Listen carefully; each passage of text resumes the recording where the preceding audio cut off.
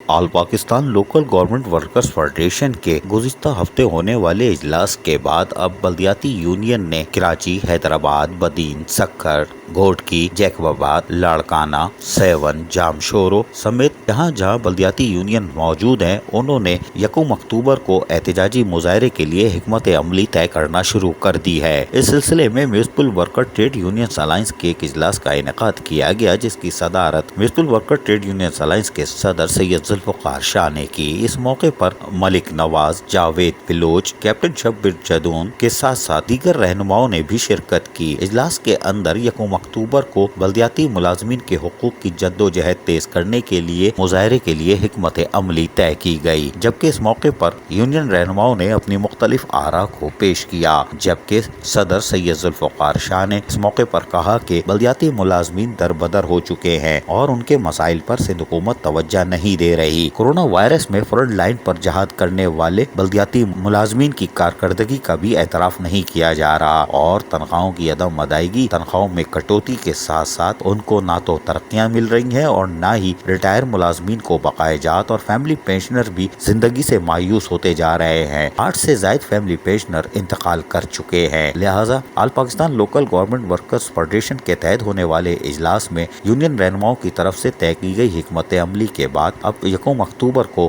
سندھ بھر کے پریس کلبوں پر بھرپور احتجاج کیا جائے گا تاکہ سندھ حکومت کو بتایا جا سکے کہ بلدیاتی ملازمین اس معاشرے کا حصہ ہیں اور ان کے مسائل بڑھتے جا رہے ہیں۔ اس موقع پر صدر ایم سی یونین سید ذوالفقار شاہ نے کہا کہ سندھ حکومت ہماری طرف یقیناً توجہ دے رہی ہے اور پریس کلب پہ ہونے والے مظاہروں کے بعد یقیناً سندھ حکومت مزید اقدامات لے گی اور ان کو لینے چاہیے، کیونکہ لوکل گورنمنٹ کو چاہیے کہ فوری طور پر وہ ایکشن لے اور بلدیاتی ملازمین جو کہ ریڑھ کی ہڈی کی حیثیت رکھتے ہیں اور احسن طریقے سے فرائض انجام دے رہے ہیں ان کے بھی مسائل کو حل کیا جا سکے۔ عزیز عارف، KBS بلدیاتی نیوز، کراچی۔